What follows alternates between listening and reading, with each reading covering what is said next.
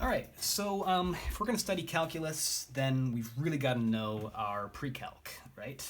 And in particular, you were introduced to a bunch of really common functions back in pre-calculus, and I just want to go through those functions now. I'm going to call this a catalog of essential functions, sort of by way of review, and also just to really make sure that you have a sort of a cheat sheet for yourself, like a almost like something you could turn into flashcards, so that you can memorize all these functions and their graphs. So I'm not going to be going over any like algebraic details of these functions. Just what are they, and what do they look like? Because that is knowing exactly what the graphs of these functions look like and their like important features is so valuable in calculus. I can't stress that enough. So I'm going to go through and draw the graphs of all these functions, and I want you to draw them with me. I really want you to draw them with me. So please don't just watch. Please get out your paper, and please get out your put on your drawing gloves or whatever, your drawing hat, and let's do this. So first, we'll start with the simplest function we can imagine.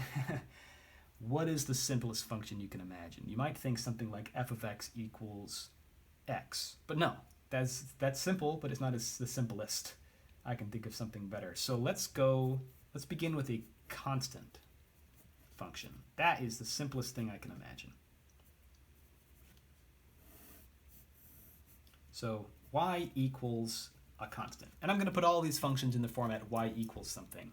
You could write f of x equals, it doesn't really matter in this case, because we're focused on the graph, right? A constant function's graph is going to be a horizontal line.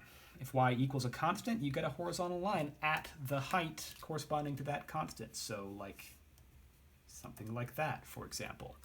Okay, maybe that's y equals 3 or y equals 100. I don't know what the scale is, right? But be it positive, negative, whatever, it's going to be a horizontal line.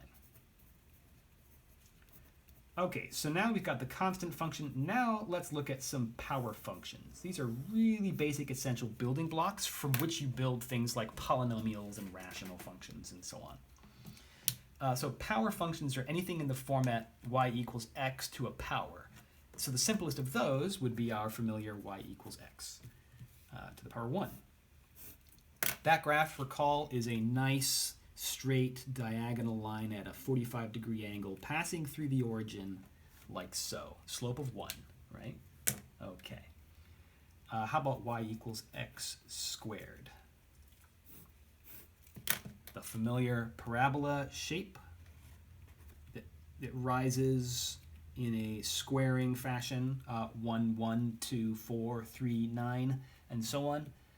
That nice parabola growth that you've probably drawn a lot of times before.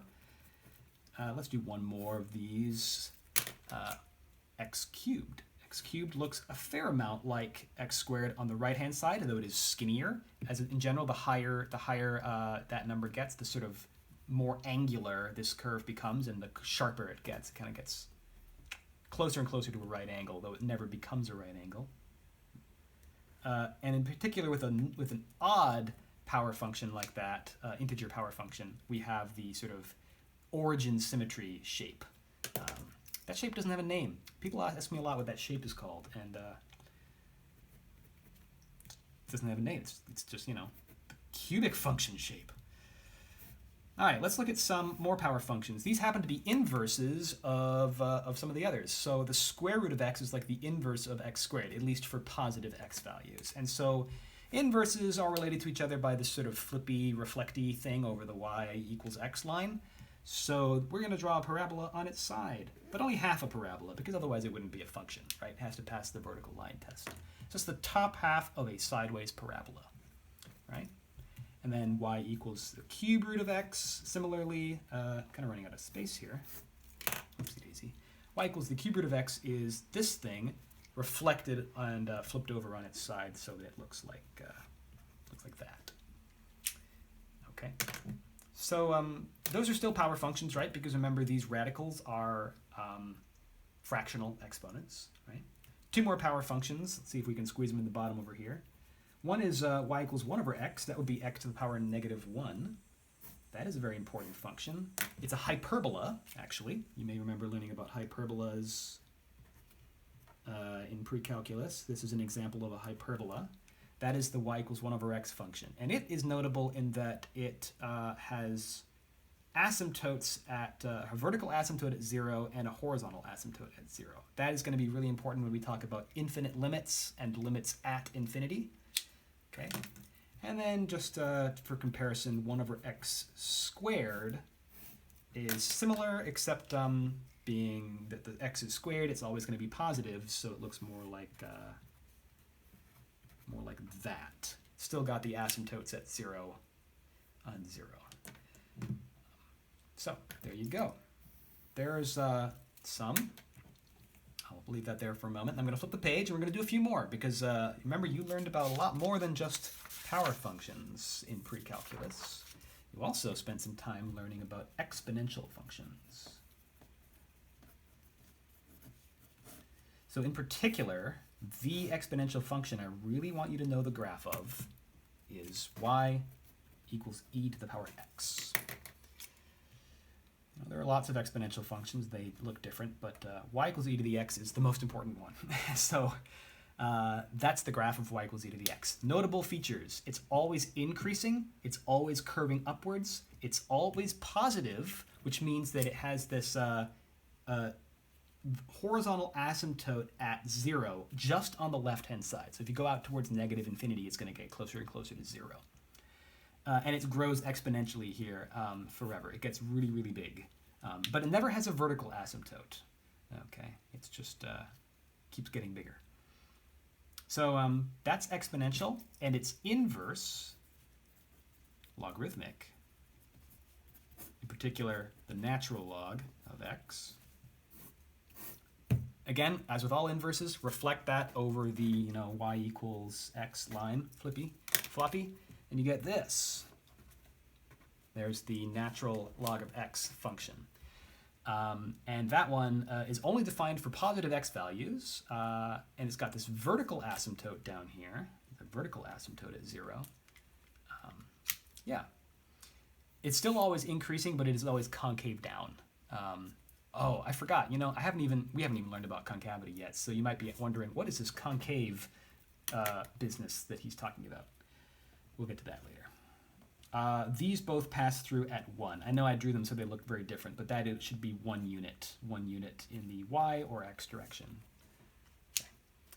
It's really important that you understand what these, not just that you understand, but that you know what these graphs look like. You should be able to draw these graphs in a moment, just like I did just now.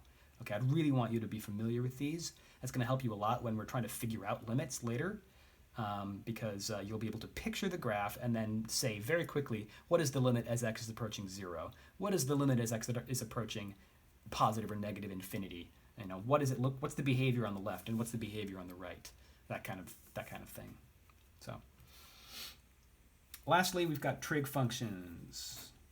Trig functions. So y equals sine of x. Recall that one goes like this. A little bit on the left side as well.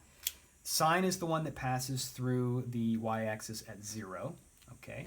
And it's bounded above and below by -1 and 1, right? So it's always within that band, and it has a period of 2 pi with x-intercepts at every multiple of pi. Y equals cosine of x, similar, but this one, let's do it over there. This one is supposed to cross through the y-axis up there at 1. That's meant to be at the peak of one of those humps right there. Okay, and it also has a period of 2 pi with a minimum at pi, but the x-intercepts this time are at half pi and 3/2 pi, and so on. Yeah, so just be familiar with these functions. you can do the flashcards thing if you want to. I don't really know. I'm not going to make you do that, but yeah, I just think I really think you should know these ones.